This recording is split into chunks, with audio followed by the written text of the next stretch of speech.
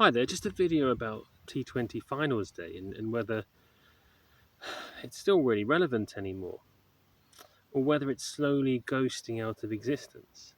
And other people still watching it, people who are kind of defiant in the face of a steamroller of kind of cricket becoming a commercial entity, or are they people who just haven't got with the program? Um, so really just going to look into that.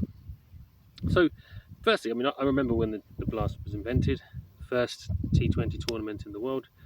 And this is before international T20, and it was invented in 2003, if my memory serves it rightly, and Surrey won it. I think it's the only time they won it.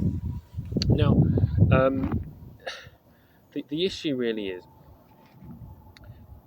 did were there mistakes made by the ECB at the time, at its inception, and should they have just ameliorated those mistakes rather than inventing a new format of the game, the 100? And now that it's been done, is there a really need for both of them? So, the T20 Blast was a big success, but there were issues with it. And you could see when the IPL came out, using obviously the T20 Blast as a kind of, uh, what would you call it? Looking at it like somewhat of a guinea pig or something.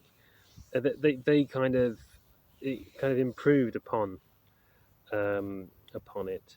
Although again, they are a cricket-mad country, so it's a bit easier for them to do that. But they did make it a bit more of a um,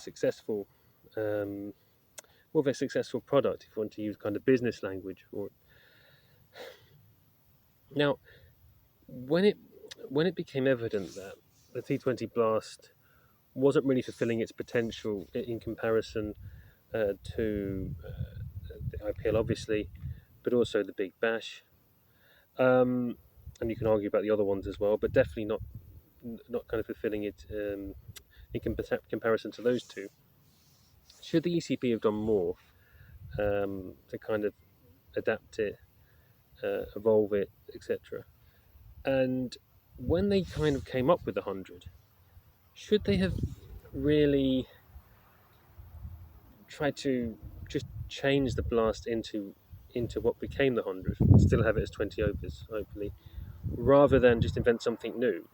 And so, if not, and if they wanted to introduce this 100, they were fed up with the counties. They thought they were kind of inert and kind of yesterday's papers, and obviously they don't like the demographics of people going to county cricket. Usually, middle-aged white men um, that they wanted to change. Should they have just abolished it? So, if you take my point, what they've done is a kind of cowardly act, a bit like someone ghosting a kind of girlfriend or boyfriend, where they haven't actually told them they're dumped, but kind of it's a bit obvious, and so you're left kind of with a second-tier competition now. Which is unfortunate. I'm someone who liked the blast, so and I hate the 100. I like the blast, but I have to admit that there's no point in the blast anymore. Sadly, it's just a two-tier competition, and people who kind of the same mindset to me, actually, who like the blast, who like county cricket, for them to just kind of carry on as normal, pretending that like it's the greatest competition in the world, and obviously now it isn't. I think that's just deluding yourself. I think it's being a bit like King Canute, thinking you can defeat the tide. Unfortunately, that's gone. Um, and it's probably best that either there's a breakaway away from this razzmatazz, or they just kind of abolish or reduce it to a kind of knockout tournament that lasts about a week or two, because it just doesn't have the relevance now, and it's sad because this is deliberate. The BBC and Sky have promoted the 100 to ridiculous levels. Promoting it in a sense where they're kind of pretending it's like an interesting tournament, pretending it's a great quality, pretending the rules are really interesting and marvelous when they're all complete rubbish.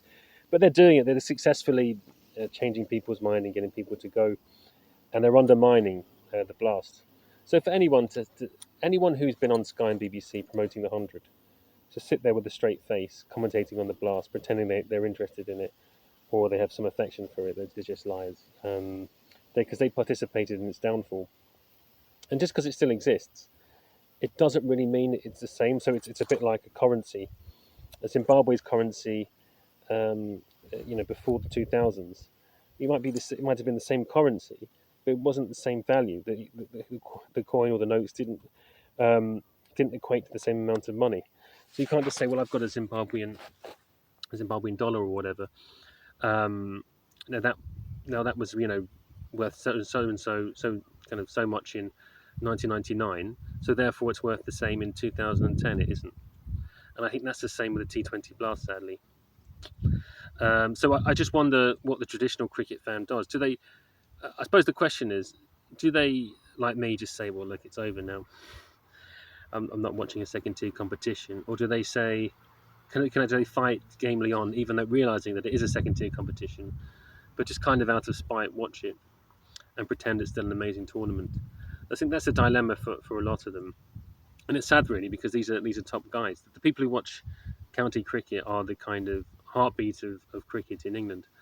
And when you kind of get rid of those guys and you just replace them with a very superficial fan base who only watch cricket in between the start and end of the football season, or in lieu of a kind of night out or whatever, or just like to shout, or just like fireworks, you really are taking a gamble.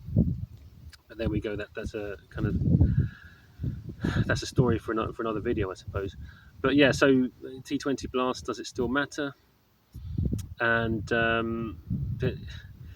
will it exist in the future?